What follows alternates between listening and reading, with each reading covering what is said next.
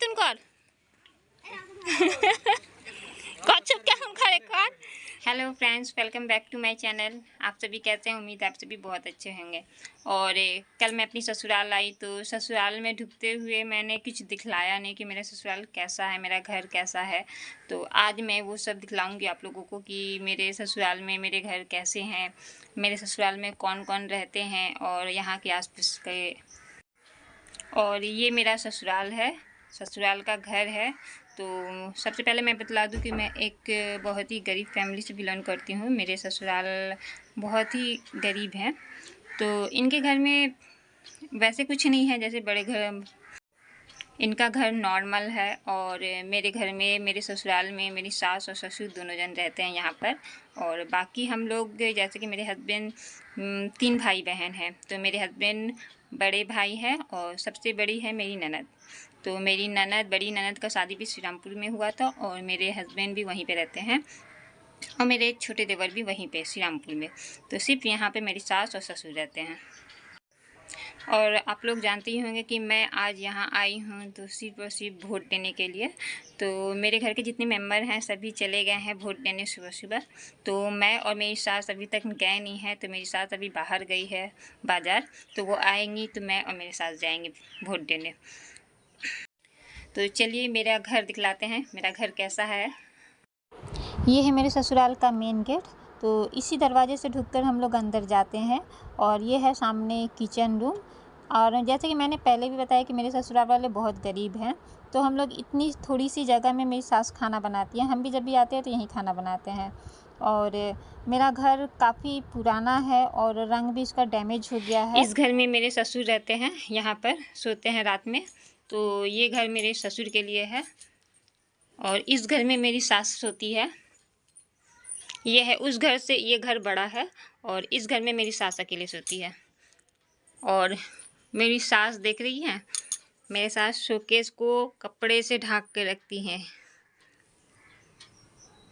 जो मैं नहीं करती।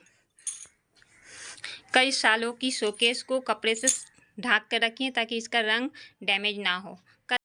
और यहाँ 2 दिन से बहुत ज़्यादा बारिश हो रही है तो कपड़े लत्ते ठीक तरह से सूखे नहीं थे, इसीलिए मेरी सास यहाँ पे कपड़े लत्ते थोड़ा डाल के रखी है। मम्मी पानी दीजिए तो। आ गया मेरा बेटा खेल के। और ये रहा मेरा सबसे छोटा देवर, मेरी चाची सास का बेटा। और ये रहा मझला बेटा। ए हाय बोल। हाय। ये रकम ती बोल हाय बोल। हाय। तो नाम की बोल। रोहित अविनाश मंडल। और वहाँ से आते ही मैंने मेरी सास की साड़ी पहनी है। तो मैं अपने घर में हमेशा नाइटी पहनती थी, तो नाइटी की आदत रह गई है। तो साड़ी पहनने में काफ़ी प्रॉब्लम हो रही है क्योंकि वहाँ पर मैं हमेशा नाइटी पहनती थी तो नाइटी में कोई प्रॉब्लम नहीं होती थी, बहुत आराम से रहती थी। लेकिन साड़ी यहाँ से संभालना पड़ रहा है, वहाँ से संभालना पड़ रहा है। साड़ी कुछ देर के लिए सही है लेकिन सारा दिन पहन के रहना बहुत मुश्किल है। तो ये है मेरी सास की साड़ी। और यहाँ पे अगर मैं नाइटी पहनूंगी तो यहाँ की मेरी सास ससुर कुछ नहीं बोलेंगे, यहाँ आसपास के लोग बोलेंगे कि यहाँ की बहू नाइटी पहनी है। तो यहाँ पर बहुओं को नाइटी पहनने का अलाउ बिल्कुल भी नहीं है। तो मैं यहाँ साड़ी पहनूँ।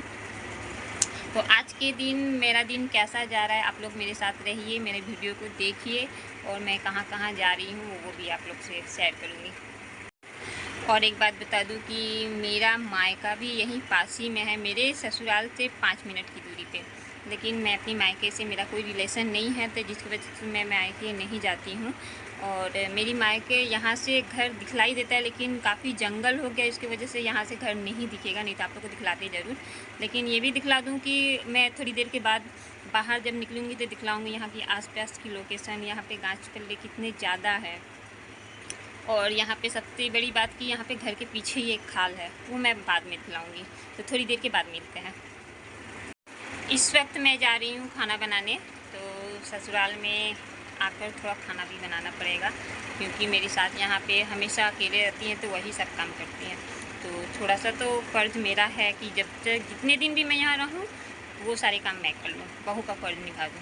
तो चलते हैं खाना बनाने के लिए। और मेरी सास कहाँ कहाँ सब सारे सामान रखते हैं डब्बे में, मसाले डिब्बे, तो मैं वो दिखला दूँ आपको।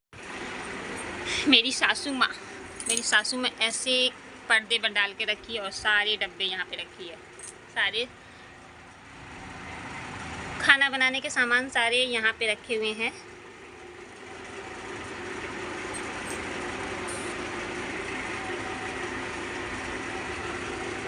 मेरी सास बंगाली है, मेरे ससुराल वाली ही बंगाली है, तो बंगाली का जैसा ही सब कुछ सजा के रखी हैं, क्योंकि ज़्यादातर मैं बंगाली के घर में ऐसे ही देखती हूँ। ये टिफ़िन तो खास करके बंगाली के घर में रहेंगे ही रहेंगे। वैसे मेरी सासू माँ हमेशा शॉर्टकट में चलाती हैं, तो हर चीज़ छोटे छोटे डब्बे में रखते हैं। जैसे खाना बनाने का तेल इस छोटे से डब्बे में रखती हैं। कै दिन इस तेल से उनका खाना बनता है, लेकिन मैं बना पाऊँगी कि नहीं पता नहीं, तो मैं थोड़ा सा ज़्यादा खर्चा करती हूँ। तो देखते हैं मैं अपनी सास की तरह शॉर्टकट में खाना बना पा रही हूँ कि नहीं कम तेल में। तो इस वक्त इस डिब्बे में तेल कम हो गया है, यानी शेष हो गया है, तो इस तेल के डब्बे से मैं तेल डाल लूँगी। और मेरे घर में वैसे मेरी सास बाहर से सब पानी बोतल में भर के लाती हैं, क्योंकि यहाँ से काफ़ी दूर है पानी। कल घर पर नहीं है, यहाँ पे आसपास में नहीं है, थोड़ी सी रास्ते में निकलना पड़ेगा तब ये पीने का पानी मिलता है। तो मेरी सास ये सारे पानी हमेशा भर के रखती हैं। मेरे ससुराल के घर के बाहर ही एक बड़ा सा तालाब है, तो मेरे हस्बैंड तैरना जानते हैं, लेकिन मेरा बेटा तैरना नहीं जानता। श्रीरामपुर में एक भी तालाब नहीं है, और यहाँ के लोग तालाब में नहाने भी नहीं जानते हैं कि जो कि तैरना वो जानेंगे। और मेरा बेटा तैरना बिल्कुल भी नहीं जानता, वो तालाब में नहाता ही नहीं है। तो ये तालाब में पहली बार नहाएगा। तो मेरा बाबू तैरना नहीं जानता है, तो हम लोग को काफ़ी डर लग रहा है, तो उसे अकेले बिल्कुल भी नहीं छोड़ेंगे। और वो जब से आया है तब से बार एक ही रट लगाया रह रहा है कि हम तालाब में नहाएंगे। तो उसके पापा सब काम छोड़कर बाबू को लेकर तालाब में गए तैरना सिखाने, कि चलो नहाना भी होगा और तैरना भी सिखाएंगे। लेकिन एक दिन में तो कंप्लीट कर नहीं पाएगा, सीख नहीं पाएगा, लेकिन जितना भी हो सके उसका मन भर जाएगा। वैसे मैं भी तैरना ज़्यादा नहीं जानती हूँ, थोड़ा सा तैरना जानती हूँ, वो इसलिए कि मेरा मायका भी वहीं का है और मैं तालाब में नहाती थी। तो कई साल पहले मैं तालाब में नहाती थी, तो मेरे घर में यानी कि मेरे मायके में तालाब में नहाने का अलाउ बिल्कुल भी नहीं देते थे। मैं हमेशा लुक कर छिप कर अपनी सहेलियों लोग के साथ चली जाती थी तालाब में नहाने के लिए। और नहाने जाती थी तो आधे 1 घंटा के लिए पूरा छुट्टी, यानी कि जब तक मेरी आंखें लाल ना हो जाए तब तक मैं तालाब से उठती नहीं थी, क्योंकि तालाब में नहाने का जो मज़ा है वो कल में या बाथरूम में नहाने का बिल्कुल भी मज़ा नहीं है। इस तालाब के चक्कर में कितनी बार ना तालाब में मैंने डूबते बची थी, लेकिन मम्मी को कभी नहीं बताती कि मैं आज तालाब में नहाते नहाते थोड़ा सा डूब गई थी, या फिर कुछ प्रॉब्लम होती थी तो कभी नहीं बताती, क्योंकि ऐसे अगर मैं बता दूँ तो मम्मी कभी जाने नहीं देगी। और वैसे मैं एक बार खाल में डूबते बची, वो भी मुझे बचाना पड़ा, अगर नहीं कोई बचाने जाता तो मैं मर ही जाती डूब कर। तो एक बार ऐसा हुआ था कि मैं खालधारी खड़ी थी, और खालधारी जब हम लोग छोटे थे, करीब मैं क्लास 6 या 7 में पढ़ती थी, तो तब की बात है। तो मैं खालधारे खड़ी थी, मेरी सारी सहेलियाँ भी थी, और सहेलियाँ के साथ उस वक्त लड़के भी दोस्त हुआ करते थे। तो हम लोग खालधारे खड़े थे, और खाल में पानी पूरा भरा रहता था, इतना ज़्यादा भरा रहता है कि गंगा का पानी आप लोग देखे ही होंगे। गंगा का पानी जैसे उबाल छोड़ता है जब ज़्यादा भरा रहता है, तो वैसे ही खाल में पानी छोड़ रहा था। उस पानी को देखने में काफ़ी मज़ा आता था, जैसे कि उस पानी की तरफ अगर हम देखते थे ना तो देखते ही रह जाते थे। मेरे मतलब कि पूरा माइंड मेरा उस पानी की तरफ रहता था कि कैसे उबाल छोड़ रहा है। तो वैसे ही मैं देख रही थी, तो पीछे मेरे जहाँ मैं खड़ी थी वहाँ पे बहुत सारे बांस गाछ थे। तो बांस गाछ की जो कौंची झूली रहती थी, तो उस वक्त मेरे जितने भी फ्रेंड थे वहाँ पे, तो एक मेरे भैया बोलते थे, लड़के दोस्त थे तो उनको भैया बोलते थे, तो वो भी हमसे काफ़ी 2-4 साल का बड़ा होगा। तो वो क्या किया कि कौंची को पकड़ कर झूलने जा रहा था, तो मैं सामने ही खड़ी थी। तो जैसे ही वो झूलने गया तो सब कोई बैठ गया, लेकिन मैं खड़ी रह के देखती रह गई।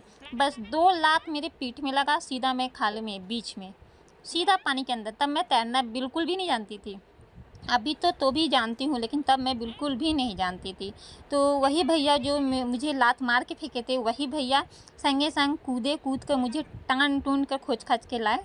तो शायद उस दिन मैं बच गई उनकी वजह से, क्योंकि वही लात मार के फेंके थे और वही बचाए। और मैं ये दिन कभी नहीं भूल सकती कि ये दिन मुझे हमेशा याद रहेगा।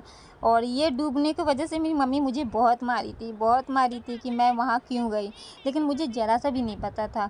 और मैं जिस चीज़ को देखती थी पहले, मतलब पानी को, मैं देखती ही रह जाती थी। मतलब कोई कुछ पुकारे भी तो मैं नहीं सुनती थी, क्योंकि मुझे इतनी अच्छी लगती थी वो सब चीज़ देखना। मैं जब भी श्री रामपुर में रहती हूँ तो मुझे यहाँ की बिल्कुल याद नहीं आती है, और ना ही छोटे बेला की कुछ याद आती है। लेकिन जब भी मैं ससुराल आती हूँ तो मेरे छोटे बेला की सब कुछ याद आ जाती है कि मैंने छोटे में क्या क्या किया, कहाँ कहाँ गए थे, इस रास्ते को, इस घर को, इस गाछ पल्ले को देखकर बहुत बहुत कुछ याद आते हैं।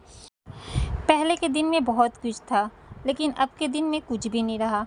हम लोग छोटे बेला में कितना खेले, इधर उधर गए, तालाब में नहाए, सब कुछ। लेकिन मेरा बेटा या फिर अब के युग में जो बच्चे हैं, इनके जीवन में ऐसा कुछ भी यादगार नहीं है जो कि पहले के जीवन में थे। अभी के बच्चे के जीवन में सिर्फ मोबाइल और पढ़ाई, खेलना तो जैसे इनके लाइफ से उठ ही गया है। आज के बच्चे से अगर पूछा जाए कि कौन कौन से खेला वो लोग नाम जानते हैं, तो शायद बहुत कम बच्चे होंगे जो बता सकेंगे। और शहर के बच्चे तो बिल्कुल भी नहीं बता सकेंगे, क्योंकि शहर के बच्चे सिर्फ पढ़ाई में बिजी रहते हैं, और जो टाइम मिलता है पढ़ाई के बाद तो मोबाइल में। तो मेरा भी बेटा उसी हाल का है। वो थोड़ा पढ़ता है और पढ़ने के बाद जो टाइम मिलता है वो मोबाइल में ढुक जाता है। मेरा बाबू जब यहाँ से घर जाएगा तो वो अपने दोस्तों को, सभी को बताएगा कि मैंने तालाब में नहाया और तैरना सीखा। इनको और बाबू को नहाते देख के मुझे भी बहुत इच्छा हो रही है कि मैं भी जाकर तालाब में एक डुबकी लगाऊं। तो मैं देखती हूँ, अगर मेरे देवर, छोटा देवर, जो छोटे छोटे देवर मैंने देखा है, अगर वो लोग फ़ोन पकड़ेंगे तो मैं भी तालाब में जाऊँगी और एक बार तैर कर देखूँगी। देखती हैं कि इतना साल का तैरना मुझे याद है भी या नहीं। तो मैं चली तैरने। तो तैरने मैं जा रही हूँ, मेरा बाबू बहुत खुश है, वो सोच रहा है मम्मी आ गई, मम्मी आ गई। वैसे साड़ी में तैरना बहुत मुश्किल होगा, क्योंकि साड़ी में पैर फंस जाते हैं। देखते हैं। वैसे मेरे हस्बैंड अच्छी तरह से जानते थे कि साड़ी में तैरना बहुत मुश्किल है और साड़ी में पैर फंसेगा ही फंसेगा। इसकी वजह से वो मेरी तरफ देख ही रहे थे और जल्दी से जल्दी हाथ बढ़ा दिए, ताकि शायद साड़ी में अगर फंस जाए तो हाथ से टान लेंगे। फ्रेंड्स, अब मैं मिलवाऊँगी अपनी चाची सास से। तो वो लोग हम लोग से भी ज़्यादा करीब हैं। वो इसलिए मैं दिखाती हूँ उनका घर देखने से आप लोग अनुमान कर ही लेंगे कि वो लोग कितनी गरीब हैं। तो ये है मेरे चाची सास और मेरे चचा ससुर। तो इन लोग का घर पहले ईंट का हुआ करता था, लेकिन इनके घर आमफान का टाइम में गिर गया था। तो ये कई तस्वीर हैं जो मुझे दिखाई थी, तो मैंने वीडियो में कैद करके रखी आप लोगों को दिखलाने के लिए। तो खालधारे आमफान जब हुआ था तो खालधारे ऐसे सारे घर उनके गिर गए थे। तो अभी प्लास्टिक घेर के वो अभी रह रहे हैं, बहुत मुश्किल से, बहुत मुश्किल को। उनके पास इतने पैसे भी नहीं हैं कि ये लोग फिर से घर बना कर रह सकें। और जब आमफान हुई थी तो बहुत बहुत मुसीबतें सबके ऊपर आई थी, बहुत घर गिर गए थे, बहुत सारे लोगों के। तो बहुत सारे नुकसान भी हुए थे, सरकार उनका भरपाई भी दिया था, लेकिन इन लोगों को सिर्फ रहने के लिए 2 प्लास्टिक दिया गया था। तो ये जो प्लास्टिक, काली काली प्लास्टिक आप लोग देख रहे हैं, ये सरकार ही दी है, लेकिन घर बनाने के लिए इन लोग को ज़रा सा भी हेल्प नहीं मिला है। इस छोटी सी घर में ये अपने 3 बच्चों के साथ रहती हैं। बाकी 2 बच्चे मैंने दिखाए छोटे छोटे, जो मेरे देवर लगते हैं, तो इन्हीं के 2 बच्चे थे। तो बहुत मुश्किल से ये लोग रहते हैं। मेरे चचा सास जो हैं वो जुगाड़ का काम करते हैं, राजमिस्त्री का काम करते हैं। तो ये रहा इनका घर। अब मैं दिखलाती हूँ घर के पीछे खाल। तो ये रहा खाल, जिस खाल के बारे में मैं बात कर रही थी। अभी तो इस खाल में पानी बहुत कम है, लेकिन कभी कई साल पहले जब मेरी शादी नहीं हुई थी, तो जब मैं छोटी थी थोड़ी, तो इसमें पानी भरे हुए रहते थे। और ये है खाल धारे का नज़ारा। तो आप लोग देख ही रहे हैं, काफ़ी जंगल हो चुका है। और अगर जंगल नहीं होता तो मैं यहाँ से अपने मायके भी दिखाती। तो ये मैं जहाँ दिखा रही हूँ, इस जंगल के पीछे ही मेरे हम लोग का मायका का केला बागान है। तो वहाँ पे सिर्फ केला, सुपारी, अमरूद, बेल, ये सारे गाछ लगे हुए हैं।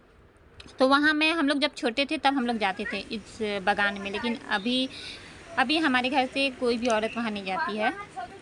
फ्रेंड्स, मैं जहाँ भी बात कर रही थी तो बार बार मैं अपनी मायके का नाम ले रही हूँ, क्योंकि मैं अपनी मायके को बहुत मिस करती हूँ। और आप लोगों के साथ थोड़ी सी शेयर करती हूँ तो मेरे दिल को बहुत आराम मिलता है, अच्छी लगता है, क्योंकि मेरे मायके में ऐसा कोई नहीं है जो मुझसे बात करे। बहुत दुख होता है। और आप लोग अंदाज़ा लगा ही सकते हैं कि अगर ये जंगल नहीं होता तो मेरा मायका दिखता यहाँ से, है कि नहीं।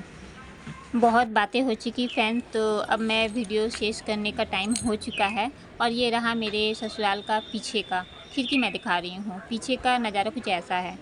तो आज की वीडियो अगर आप लोगों को पसंद आई होगी तो प्लीज़ मेरी वीडियो को लाइक कीजिएगा, शेयर कीजिएगा, कमेंट कीजिएगा। और जो मेरे नए चैनल में नए हैं तो प्लीज़ मेरे चैनल को सब्सक्राइब कर दीजिएगा। सब्सक्राइब करके मेरे पास रहिए तो मुझे बहुत अच्छा लगेगा। मैं कोशिश करूँगी कि आप लोगों के लिए नेक्स्ट वीडियो इससे भी अच्छी लेकर आऊँ। तो तब तक के लिए बाय, अच्छे से।